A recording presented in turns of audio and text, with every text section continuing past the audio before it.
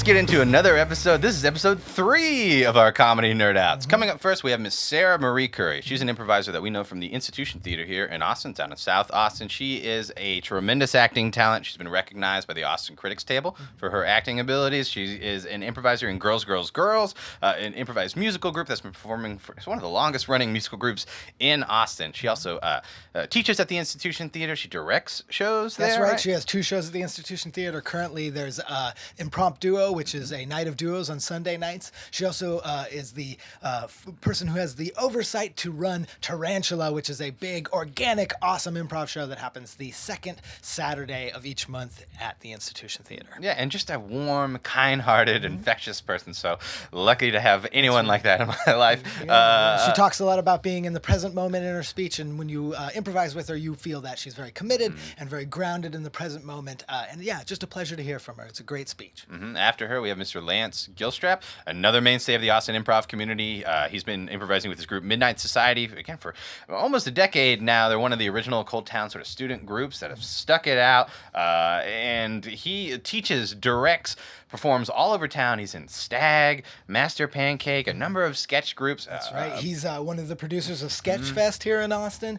He's also just a Swiss Army knife of improv. Like, he is can do the straight man role like nobody's business. But then you see him in the next scene, and he's got an absurd character that is just played with just fervor, believability. Yeah, he's just an awesome improviser, and he had a great speech that you guys will enjoy. Yeah, and then after him, we have Miss Valerie Ward, an improviser from the Hideout Theater. She also teaches there, directs. She's traveled the world with her group P-Graph. They've been performing, teaching for nearly a decade now. She teaches all ages at the Hideout Theater.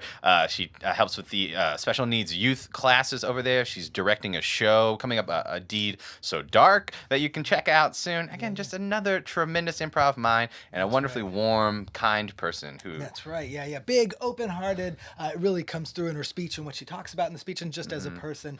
There's just a lot of great stuff in her speech as well. Yeah, so this was a really great episode. We're excited to let you know about. The only other thing we need to let you know about is we have music in this episode as well. That's right. By Bell Labs, friend of the show, Andrew Basile's band. You can visit their website, belllabs.bandcamp.com, for more of their music, and we were glad to have them rocking some tunes. That's right. Sweet tunes on the show. Andrew is a great improviser as well, so you can see him on stages throughout Austin. So. Yeah, and Carolyn Cunningham, a great drummer. I've seen her in a few different bands and stuff as well. So we hope you enjoy them, and that's all we need to let you know about. So let's get into our first speech with Miss Sarah Marie Curry. You guys like my improv mind. Thank you. Hello. I'm going to be speaking about spiritual practice in improv. I want to discuss the ideas and philosophies I nurture as a teacher, director, performer of improvisational acting. Namely, how I think improv is a spiritual art form and the connections I've made in my life about that. I think that humans are 3 basic parts, mind, body, and spirit. The body is apparent and knowable for the most part. The mind is used and stimulated aggressively in our society. The spirit is tricky and personal and sensitive and unknowable except by direct personal experience. So thank you for listening to my best attempt at all of this. Thank you for your humor and your patience and for calmly listening to something that you may not agree with or like at all. These are my thoughts as I've collected and connected them together. It's an honor to share them with you. So I've got 3 major thoughts today: meditation, vulnerability, equanimity, and a little tiny bit about service. Meditation helps improv. This guy, Thich Nhat Hanh, wrote a book called You Are Here, and he said the following: the heart of the Buddhist practice is to generate our own presence in such a way that we can touch deeply the life that is here and available in every moment. The verb to be means to generate your own presence. You must be here with your body and mind united. This is a very important concept in Buddhist meditation. Buddhism teaches a method of doing this, such as mindfulness of breath meditation. In improv, I think this works to get out of your head, practice meditation. How to take a mindful breath. You do this while you're breathing in. You go, breathing in, I am breathing in. And then breathing out, I am breathing out. You attach that thought to the feeling of the breath leaving your lungs and coming back in. And when you sit for meditation, you do this. You focus on only this clear, mindful breathing, but that's not all. Thoughts inevitably come in because fuck you if you can meditate and not have a single thought run through your head. Meditation, as I understand it, is the act of seeing your thoughts as they arise and watching them go. Using breath as a focal point, we can more clearly see thoughts as they arise, and we can mindfully let them go. This awareness creates space and lengthens the immediate moment, and it slows time. How this helps improv is heightened awareness. This is a method of slowing down time to the immediate moment, increasing maximum response ability. Everything in the scene can be used as an access point for inspiration, but you have to be able to see it. So I want to do a little experiment right now, and the listeners at home can too. I want us all to close our eyes and do that thing that I just talked about. Breathing in, breathing out, I'm breathing out for like 20 seconds. I want us to just see if we can all watch our thoughts as they come into our head and see if we can watch the thought before it becomes a thought, watch it actually coming into our brain. Will you guys try that with me real quick? Yeah? Okay, ready, everybody? Here we go.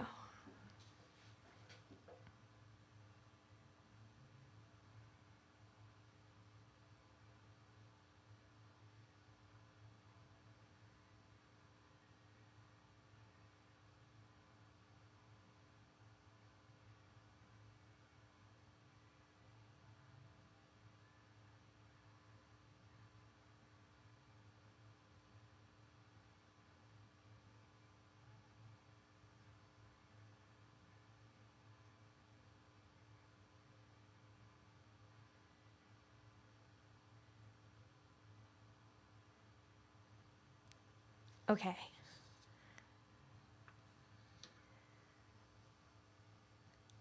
The improviser does the same thing in the scene. In essence, we become the watcher of the scene.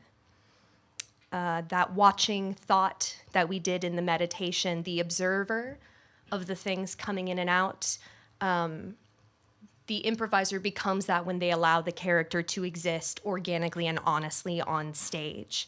The character becomes a part of the ongoing drama while we, the improviser, become the observer. Ideally, when we do this, we as players can take much more delight in letting the bad things happen and fully exploring and committing to the character's natural story and arc.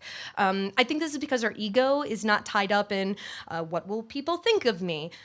We know that this is just a moment and a character and a story, and it's not real, just as Buddhists do or try to do in life. This life is just a character in a moment, and the universal truth is that we are a part of the whole. We're just energy, the nature of unborn awareness.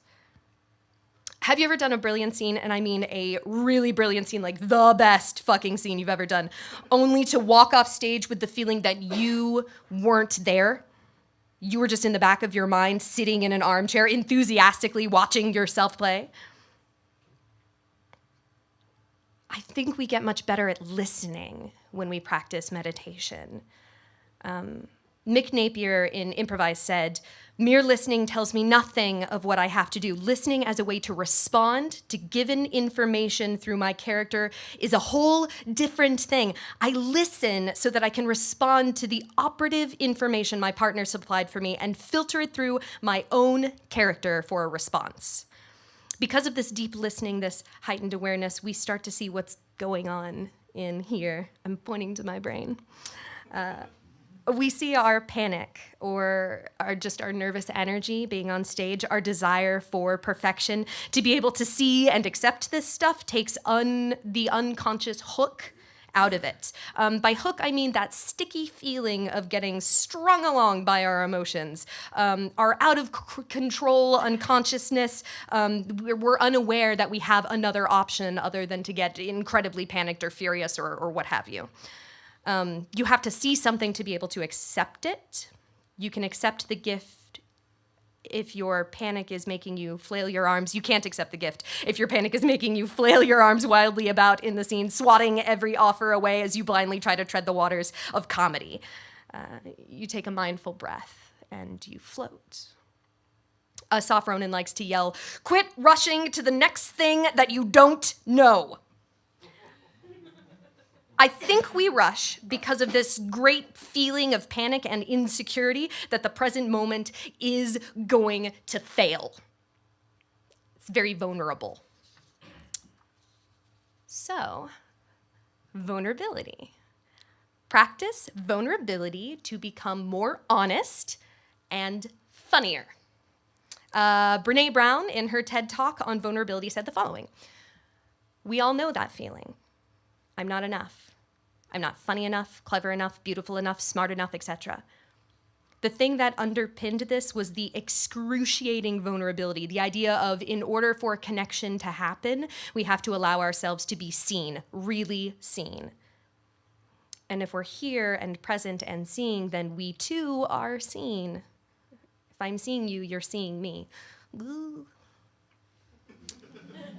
Pema Chodron said, "To the degree that we look clearly and compassionately at ourselves, we feel confident and fearless about looking into someone else's eyes." Back to Brene again. She found that the difference between people who are able to be seen, to be vulnerable, to have a strong sense of love and belonging, and the folks who struggle for it, the folks who are always wondering if they're good enough, those people that have a strong sense of love and belonging believe that they are worthy of love and belonging. That's it. They believe that they're worthy. So, improv tactic that ties this all together for me is being vulnerable, is doing the thing that you really want to do in the scene, that inspiration over obligation thing that we talk so much about. I think it's really hard to do that for two reasons. One, we haven't practiced listening to our thoughts. We don't actually know the sound of inspiration in our heads. Meditation, right? Two, we're very uncomfortable showing the world the things that turn us on as individuals, that delight us, that we nerd out about, right? I'm here to tell you that the audience responds to honesty. I read in the Physical Comedy Handbook by Davis Ryder Robinson that true play comes about by actors seeing, hearing, and reacting fully to each other. Honestly and fully responding, being fully present, fully open to the world around us, instead of our idea of what the scene or we could, should, would be, the ability to see and accept what is right now. Like me, right now, giving a speech about a thing, feeling super vulnerable because there's a voice in my head that's always shouting to be perfect. I want you to think that I'm smart and inspiring, and I'm scared, I'm not captivating, and that I'm offending you. More to the point, that my ideas are droll and pathetic. I think the patch for all of this for me is the Buddhist concept of equanimity. In the simplest terms, equanimity is the thought that everything is perfect right now, already. The question, why did that bad thing happen? Because it's the experience of right now. In improv terms, the bad show is the show that shows you exactly what you need to work on, which is perfect. How glorious is it to accept that this is exactly where you need to be, and the offer your partner gave you was just the thing that the scene needed to say yes without judgment. It's epically glorious. The improv greats do this. Jill Bernard does this every time. Everything is the perfect thing. How do we mere mortals do that? We practice. It's not a light switch that you just flip. It's just another practice. How do we get better at improv? We watch it and we do it and we rinse it and we repeat it again and again and again and again. And it's the same thing with equanimity. It's just another rep in a long and infinite line of repetitions. But how? Here are a few mental qualities to practice from Gil Fronsdale at the Insight Meditation podcast. Number 1, integrity. When we live and act with integrity, we feel confident about our actions and words, which results in equanimity of blamelessness. Honestly, doing the best we can with the situation that we have right now and accepting that. 2, the sense of assurance that comes from faith. Brene Brown, who did that talk on vulnerability a moment ago, well, she did it a while ago, but I mentioned it a moment ago. She mentioned religion as nurturing the belief and faith in mystery, which is really cool if you think about improv as the faith and trust that when I come out with an offer and you come out with an offer and we connect, something happens and neither of us have any idea what it's going to be exactly, but if we say yes to it, we are going into the unknown together. Mystery. Number 3, a well-developed mind. All this stuff is great, but you have to study improv. You have to go to class. You have to trust the work that you're doing, and you have to continue to do the work. 4, a sense of well-being. We can cultivate this in our daily life. It's as simple as taking your time to enjoy a cup of tea or coffee or topo, a game of words with friends on your phone. It's being aware of what you are doing and saying, isn't this nice? If you're like me and you tend to wake up with a deep sense of foreboding and are prone to panic attacks, start with, I am okay. True story, because I watched this on the Pacific. When a soldier is in the shit and they're being bombed and they don't know if they're okay, right? They freak out and they think that they're blown up. A Marine will grab another Marine in a bear hug and say, you're okay, man, you're okay, you're okay. To remind them they are relatively, with the war and everything, okay. All limbs are intact. Breathing in, I'm breathing in. Breathing out, I'm breathing out. And number 5, compassion. To be present for whatever is happening without the mind or the heart, with the mind and the heart without resistance. In The Lazy Man's Guide to Enlightenment, which is my favorite book, he simply says, love. Love yourself as much as you can right now. Try to love yourself for feeling like shit, for having a hard time. Love right now. Even if you don't like it, you're human, you're learning.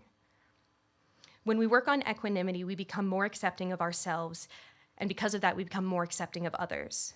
When we practice not trying to change ourselves into a perfect person, when we get better at allowing other people to be on their own journey too.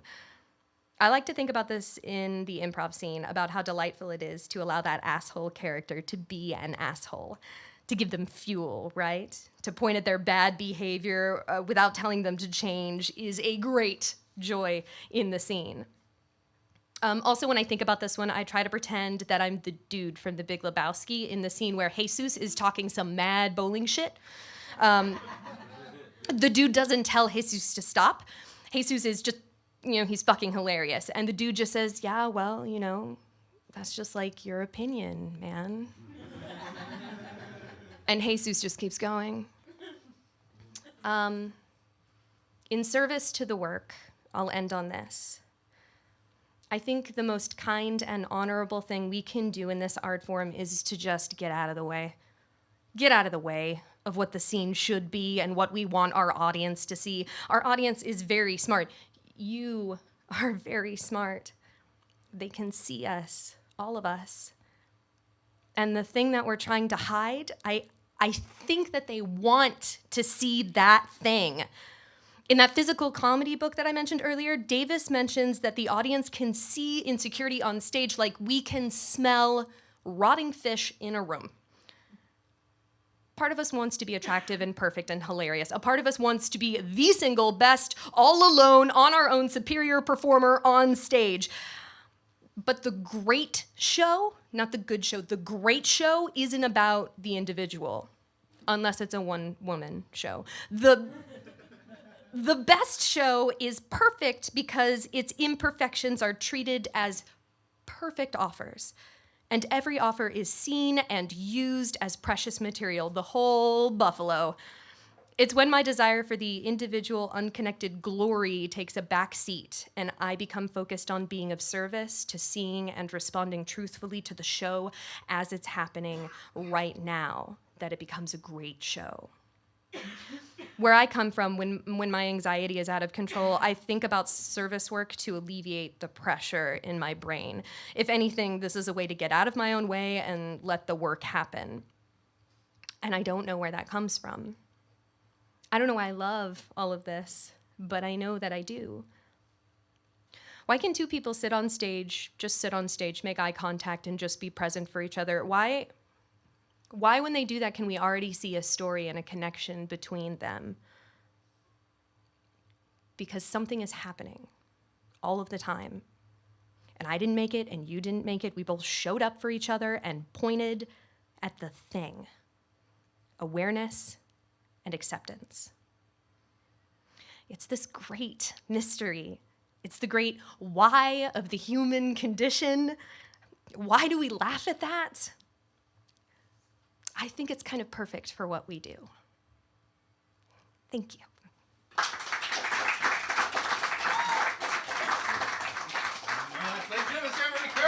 Woo! Damn! We're gonna give this mic fucking time to cool down, Casey. Let's listen to some music. Please welcome to the stage, Bell Labs. Yeah. And while they come up and get ready to play for us, just to let you know, after this will be, if you want to see people doing what we're talking about, improvising tonight, there's another show at 8:30. It's Mirage Machine, Kingston, and the Burps. We're going to put on a kick-ass show. So stick around. Here's Bell Labs. Thank you, Sarah Marie. We're here. There.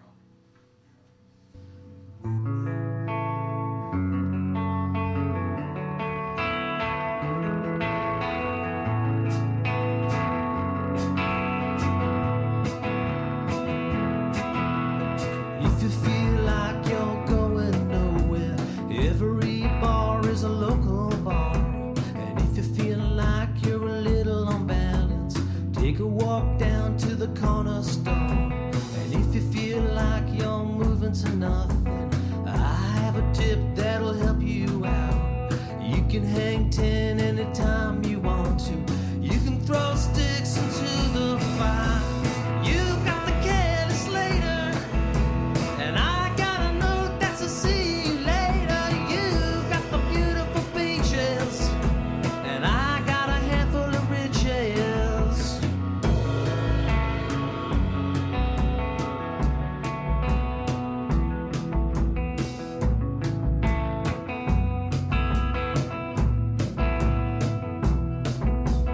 If you think you're the middle of nowhere, every town is a bedroom town. Don't worry about what the locals say. Don't let the weather get you down. And if you feel like you're going nowhere, every bar is a local bar. And I can take you anywhere you want. You can go anywhere you want. You got the careless later, and I got a note that's a see you later. You got the beautiful beaches, and I got a handful of riches. And you got the beautiful beaches.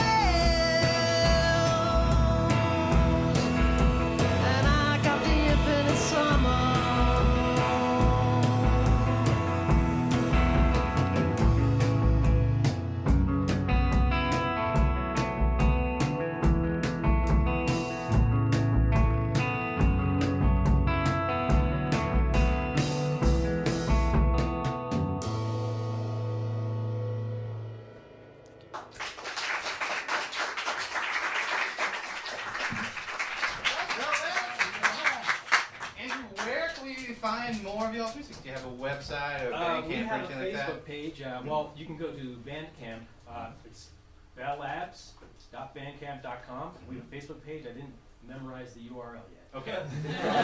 Yeah, I think you said Bell Labs. Yeah, it comes up. So thank you guys so much. Gosh, we have another speaker coming up. We roll right into it. Yes, let's go right into it. All right, ladies and gentlemen, please welcome to the stage our second speaker of the evening, Mr. Lance Gilstrap.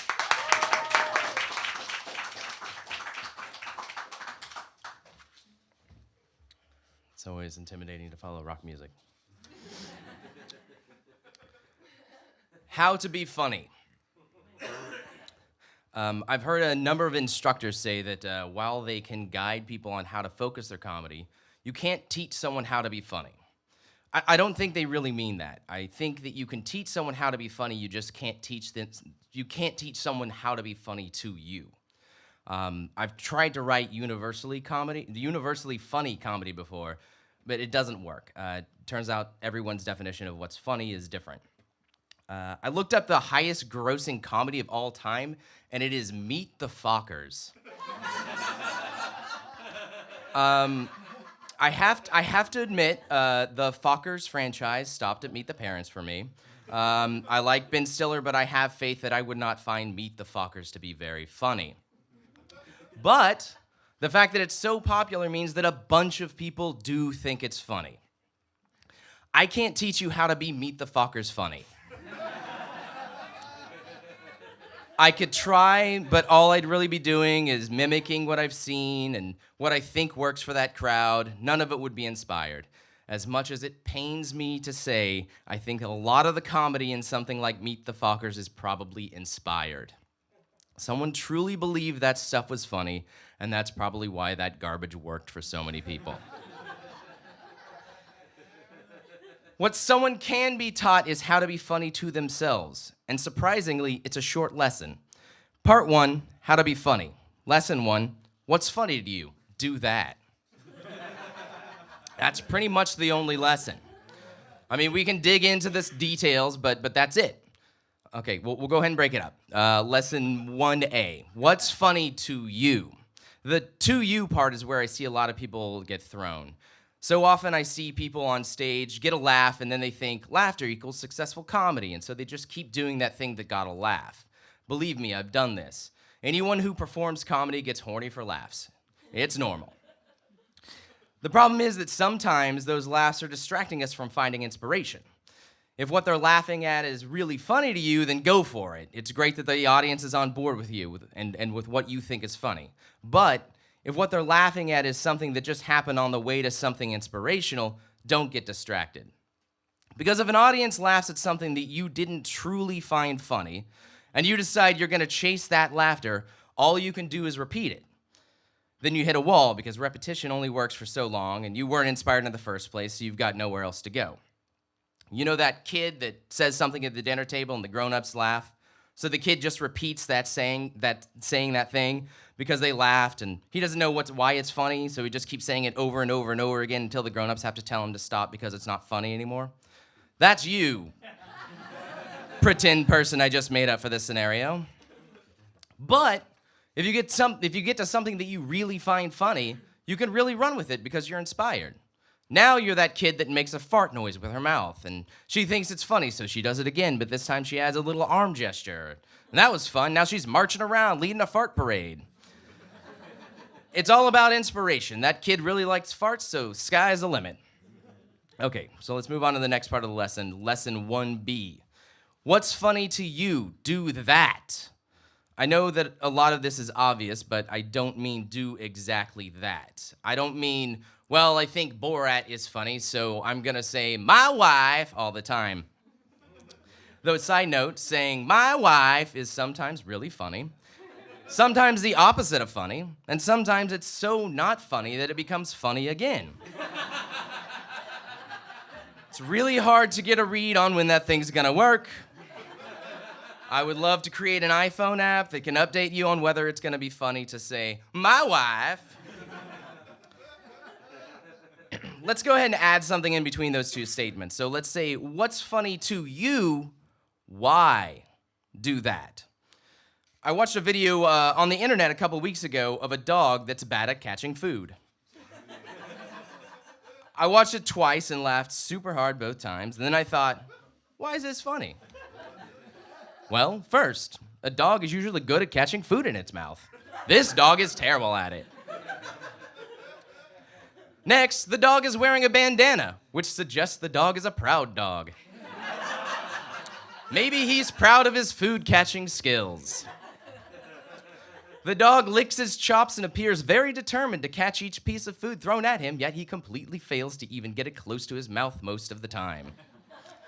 We know that dog will still get the food once it hits the ground, and he won't really care, so why is the dog so determined to catch the food if he's so bad at it? At one point, it appears he's gonna catch a slice of pizza, and at the last minute, he gets scared, moves, and it lands on his face. My lesson when watching this is not, to be funny, I must be a dog that's bad at catching food. Though if you dress like a dog and tried to catch food that people were throwing at you, I would laugh. My lesson for me is, to me, it's funny when someone is unexpectedly bad at something, yet continues to be flashy and proud while doing that something despite their lack of skill. If you liked this dog video, you might be interested in writing something like the movies Hot Rod or The Pink Panther. Sometimes it just boils down to dogs are funny, though. My point is, figure out why something's funny and find ways to express that in different ways. That ends part 1. Now on to the more important lesson. Part 2, how to be funny to me, Lance Gilstrap. Why would you want to be funny to me? Well, I'm very important. That's why I'm up here. When I like something, that means that thing has succeeded at something very special, impressing me, Lance Gilstrap, a very important person. Lesson 1, as it applies to comedy in general. Respect your comedy. So many comedians are so afraid of getting caught taking something seriously that they have to constantly remind everyone, oh, we're just having a laugh, right? This isn't important to me. You don't have to remind everyone that what you're doing is comedy. You don't have to wink at the audience every time you make a joke. We know it's comedy. Stop with the fucking mugging too. That's annoying and doesn't make anything funnier.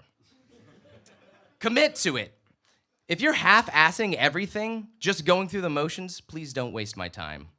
Are you doing scripted comedy? Learn your goddamn lines. Commit to your character. Are you doing improv? Rehearse. Get a coach. Take workshops. Whatever you need to do to actually commit to doing something other than just showing up. Respect your fucking comedy. Unless it's part of the bit that you're supposed to be drunk or whatever, don't get drunk or whatever. Usually when I see a drunk improviser or stand-up, I feel like they just don't respect their audience, and worse, they don't respect their comedy enough to commit to not being all fucked up while they deliver it. Oh, I have a show in 15 minutes. Should I have a 4th beer? Yeah, who gives a shit? That's you telling your comedy to go fuck itself. Last, break shit. Surprise me. Don't keep doing the same thing over and over and over again. If something sounds scary and new, do that. Break shit. I know, lost a page. Okay, lesson 2. A note for scripted comedy. This is a quick note. Trim that fucker. Edit your fucking sketches, guys. We are doing scripted comedy because we have time to decide what goes where and why. Put in the time to trim the fat. If you're just transcribing an improv scene you did, that had better have been the tightest improv scene that's ever been performed on Earth. Spoiler, it probably wasn't. Watch good sketch. Every moment is there for a reason, and it's probably not 12 minutes long. I know that sounds hypocritical from someone who's just standing up here basically saying the same thing over and over again, but Cody encouraged me to fill time. Lesson 3, as it applies to improv comedy. Now, before I dive into what is essentially just a list of improv pet peeves that I'm using this whole speech as an excuse to get off my chest, here's a quick caveat that goes along with a whole lesson. This is a lesson in how to be funny. If you're an improviser, don't be a selfish improviser that just cares about how funny you are and doesn't give a shit about the rest of the people on stage with them. This should go without saying, but it obviously doesn't all the time, so I'm saying it now.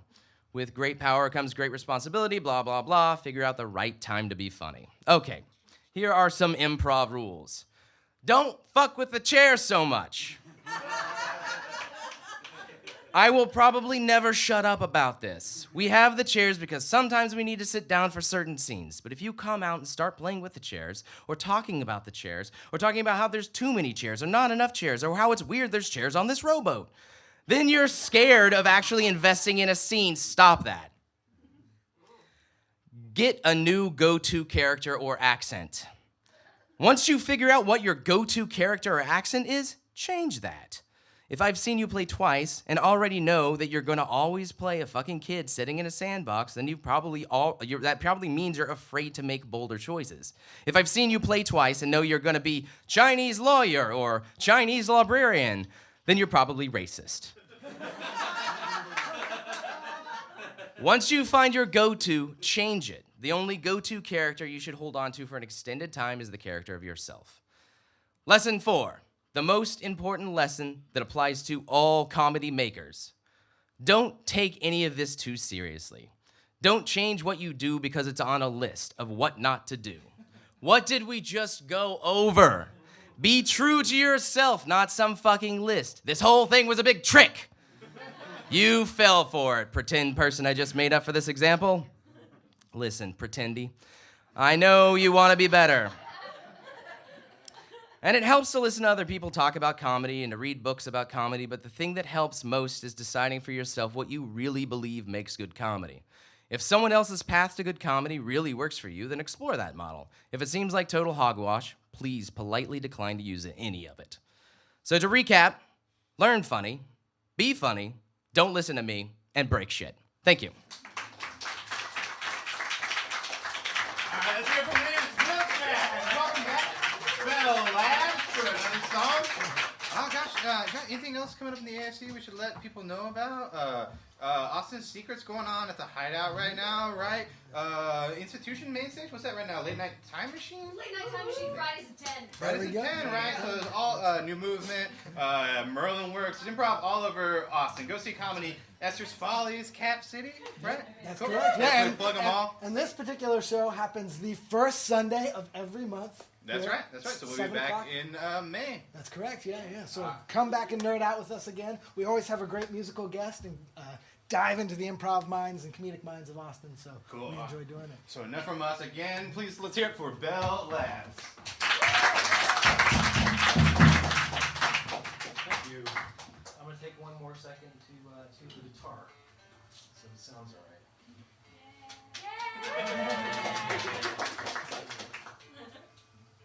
I think it's pretty intimidating to open for that Gilstrap.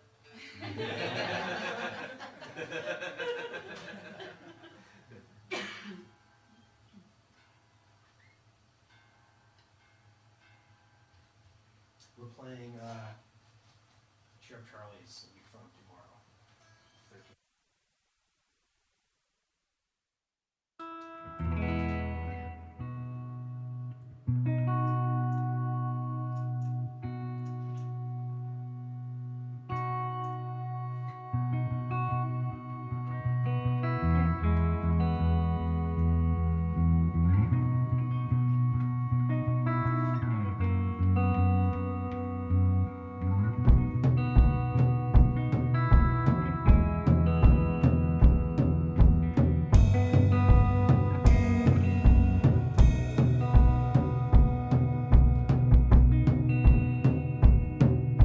He walked out on me on New Year's Day,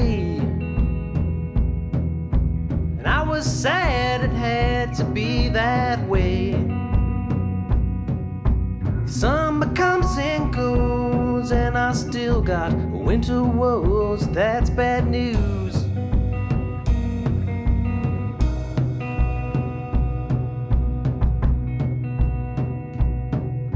And I got down in a brand new town. Thought I'd be happily ever now, but I could move to Idaho, still not far enough, I know. That's the music.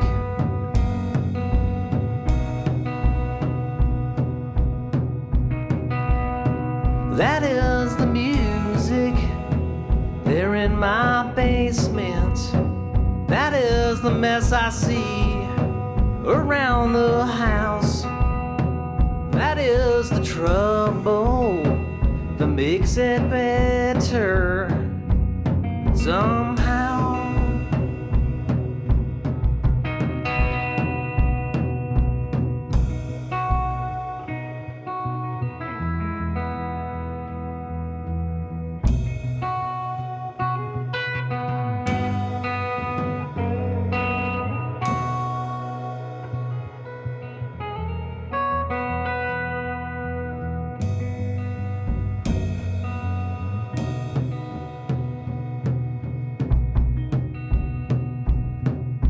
And I made some new friends along the way.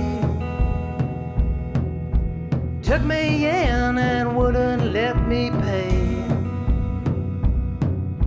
But if they drop me cold and I'm 99 years old, that's the music.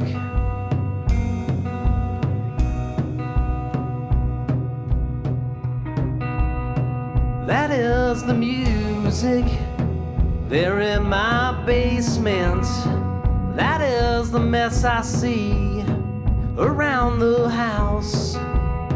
That is the trouble that makes it better somehow.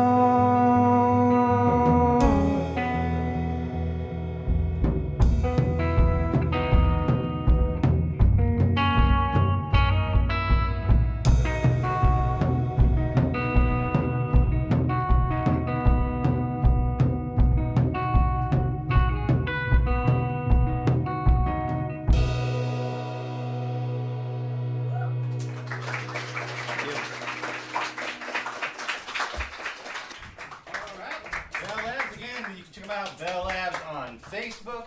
And what is it, belllabs.bandcamp.com? belllabs.bandcamp.com. Cool. It's Charlie's next Monday, the 13th? Yes, correct. Cool. All right, thank you very much, Carolyn and Andrew. All right, we have one more speaker coming up tonight. Let's go ahead and bring her out. Please welcome to the stage Miss Valerie Ward.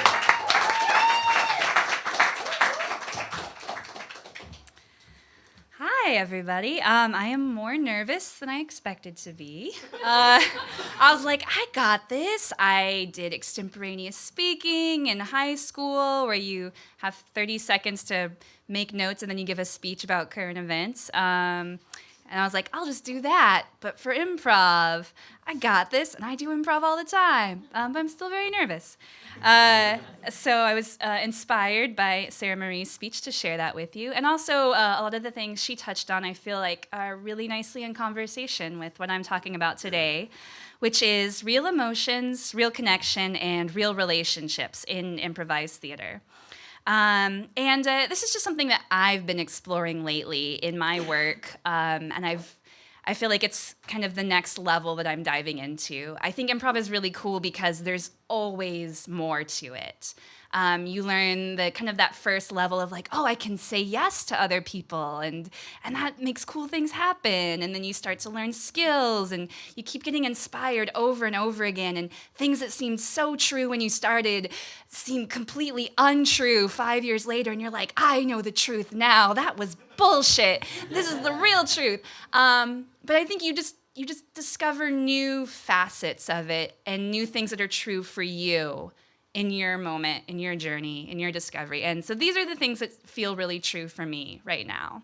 But let me go back a little bit and kind of talk about one of those moments I had a few years ago, a big revelation for me. And it's the idea of the two shows in improv. I either learned it directly from Bill Arnett or heard someone talk about it who learned it directly from Bill Arnett in Chicago. But it really changed the way that I and my troupe mates thought about improv. And the two shows idea is this, that anytime you're doing an improv show, or really any kind of performance, you're doing two shows. The first one is, I guess, kind of what you're presenting to the audience, or what I think of as the unreality. Like, we're doing an improvised Charles Dickens show. So the first show is, we are people in Victorian London who are orphans or rich people, and we're having conversations, and we're telling the story. That's the first show. When you go see scripted theater, usually you're seeing mostly the first show. Movies want you to see that first show. Then there is the second show, which is, in some sense, the reality of what's happening. I am a 33-year-old woman alive in Austin, Texas in the year 2015. I have a silly hat on. I'm here with my friends. I have feelings about them, and we are just making something up together, and it's kind of ridiculous. And we're pretending to be in Victorian London. That's the second show. And both of those shows exist at all times in every improv show you'll ever see. And what's really cool about that is before I kind of realized that idea, I think my group had been trying very hard to play the first show and only the first show. We wanted our improv to look like scripted theater. We wanted it to look like we had rehearsed it perfectly. And as Lance has demonstrated, that's not going to be what happens on stage. If you want something to look perfectly scripted and rehearsed, then just go home and fucking write it and rehearse it, and then come back when you've got it right. Why do improv? Because we have this second show. And when you can embrace that and embrace that there is a reality that the audience sees of we're just people who know each other, who are friends, making this up together and enjoying it, that adds a deeper layer to what's going on stage. And so it gave us the freedom to step out of what was happening. If something felt awkward on stage, to kind of be like, you know, if there was a confusion about who was whose mother and who was whose father, and, oh, these two people can't get married because they're actually sister and brother, which happens a lot in Dickens stories, to step out and say, no, you two can't get married because you're brother and sister. And we all go, oh, okay, cool. We'll do something else instead. And just take that moment instead of kind of trying to awkwardly work our way through the confusion in character, just like lay it out there. And I think it's so fun to see different groups play with it because you can try really hard to do the first show, and that can be really fulfilling to just commit to a style or a genre or a world you're creating and not let that mask slip. Just like really immerse yourself into that unreality that you're creating on stage. It can also be super fun to just not really give a shit about that first show and use that as an excuse to show how cool you and your friends are and how much you love each other and how much you love that people came to watch you have fun together, to tease each other, to poke each other, to play with each other. When you see groups like Bad Boys or the Knuckleball Now, they do that all the time, and it's so great to see because you're like, these guys love each other and they're having so much fun and they're letting me watch and they're letting me in on it. That's so awesome. And you can let both of those exist together. You can jump back and forth between the two of them. And it was mind-blowing to me when I realized that that was okay, that I didn't have to do everything perfectly all the time, that it wasn't selling out the art to enjoy what I was doing in the moment. That was a revelation to me.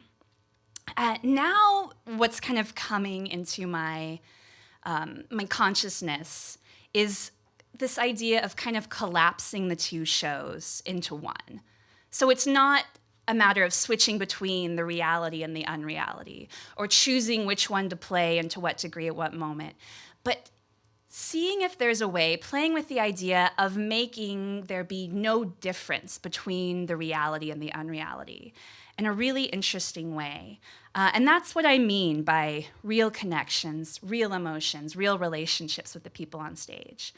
And one of the first things that kind of made me think about, that made me really enjoy this work is the vulnerability that it gives you, like Sarah Marie was talking about, that you can be truly open to whatever's happening as a character, as a human, and that everything is truly okay. As a performer, as a person in the story, everything is okay. And it's this beautiful idea, this mantra I've been thinking of a lot lately, that's been kind of my personal mantra, is open eyes, open heart, open mind. Open eyes is that willingness to just see what's there, to have that honesty, that integrity of being, to notice everything that's happening and accept that as part of the world. Accept your nervousness, accept the weird conversation you had with your teammate before you went on stage, accept the crush that's in the audience watching you and you want to impress them. Accept all of that. See everything as part of the world. open mind to be willing to let that enter into the world, to be willing to accept what other people are bringing in and what they're seeing, to accept things you might have missed that they've noticed. And then the open heart to really let all that affect you and become part of what you're creating. And it brings you to the state where you're not performing emotions or acting like you feel a certain way, but you are being that way. You are feeling those emotions. And it feels so powerful. I first kind of started exploring this idea when Jason Schatz and Colleen Doyle came to Austin for a whirlwind workshop as they were moving to LA from Chicago. They have a group called Dummy, and they're amazing. And their workshop was really about that idea of really connecting with the person you're on stage with. All the exercises were just like fine-tuning that first moment of really being present with the other person, of just saying, yeah, being open to what they have, looking for that thing where you're not just saying, oh, of course, I'll accept whatever you say because that's improv and we have to say yes, but finding that inspiration of, oh, yes, we share this, you and I, we really do share this. And it's so amazing because with every human being, there is something that you share with them. There is that moment where if you take the time to have the conversation, to be open, to let yourself out there, you'll find the things that are true for the two of you. Whether it's just two people saying, oh my God, we both love our dogs so much. I know what you're feeling because I felt that too about my dog. Or even, I don't have a dog, but I have a cat. And what you feel about your dog, I know I feel that about my cat. We're the same. We're vibrating at the same frequency in that moment. That's a real connection. And when you can find that on stage, then, the person on stage is you're together, you're working as a team, and you can create something that's amazing. You don't have to try to worry if what you're gonna do is pleasing to them, or if they're gonna hate your offer, or just say, well, they said yes because I know they have to say yes, but I don't know if they're inspired. You're there, you're together, and you're vibrating together, and that is a real connection, and that's amazing. The next kind of level of exploring this came through the experience of doing Nothing and Everything, improvised Chekhov, directed by John Bolden, which we did in November, December of last year. And Chekhov is a very interesting playwright. A lot of people say that his plays are about nothing, that they're a tragedy of inaction.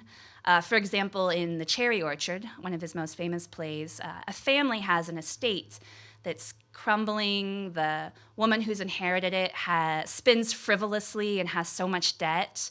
And a friend of the family tells them, you can save the estate, you can save your beloved childhood home if you just rent out some summer cottages. And she says, oh, we can't, but surely there must be something we can do to save the estate.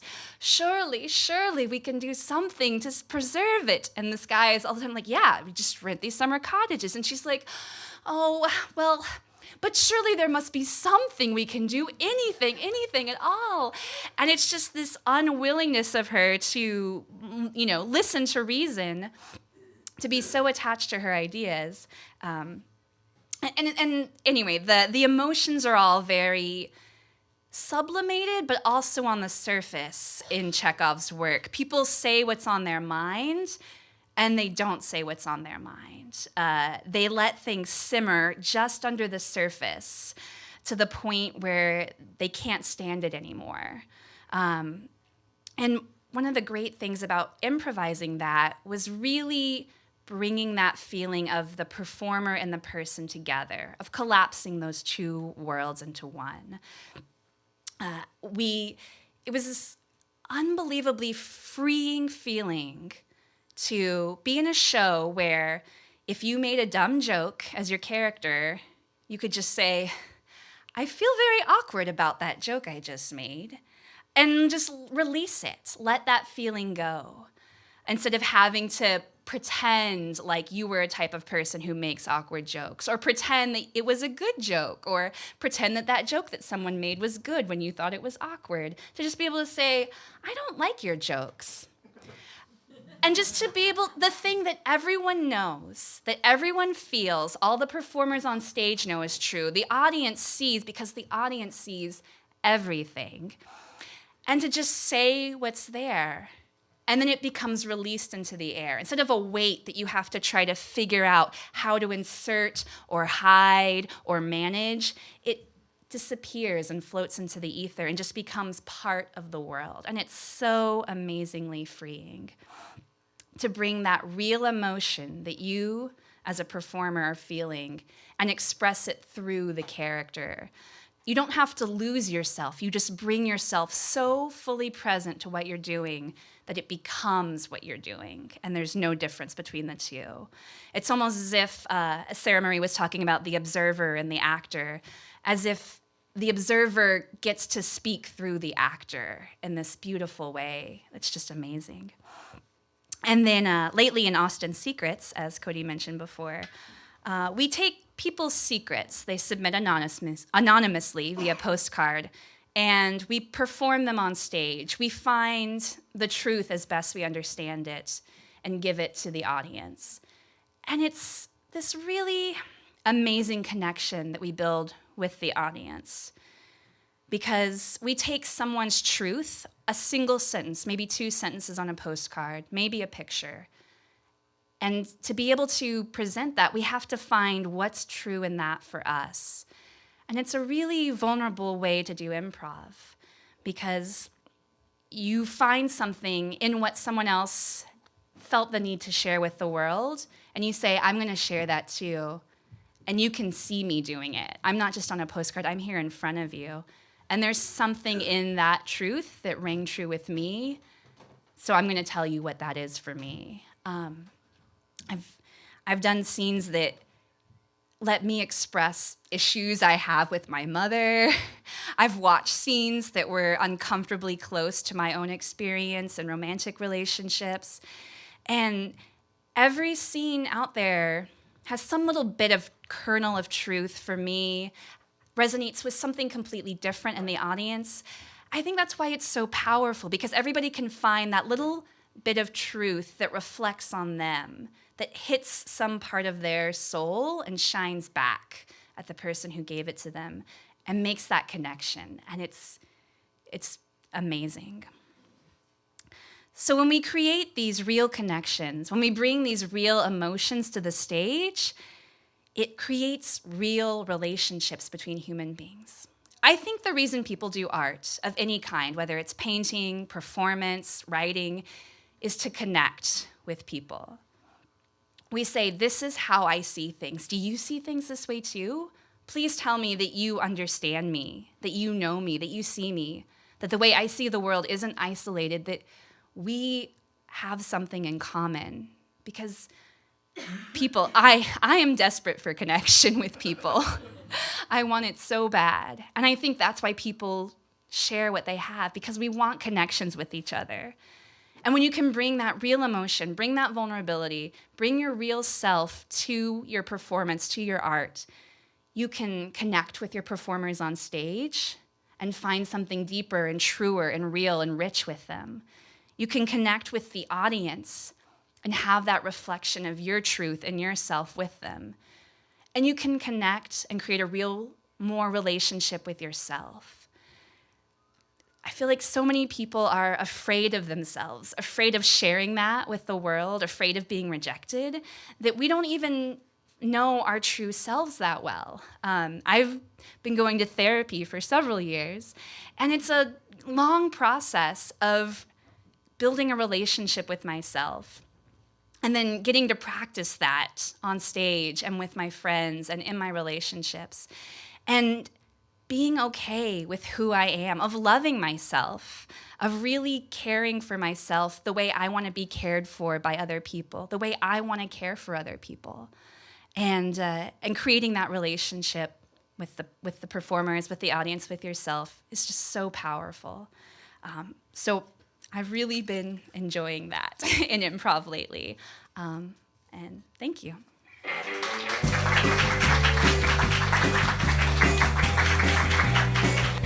Well, that's it for this episode of Got Your Back's Comedy Nerd Out. We want to say thank you for watching. If you'd like to check out more episodes from us at Got Your Back Podcast, you can go to goibpodcast.com for episodes, or you can search for Got Your Back on whatever podcasting service you use. iTunes, Stitcher, we're on all of them. If you could drop us a rate and review, we would also appreciate that as well.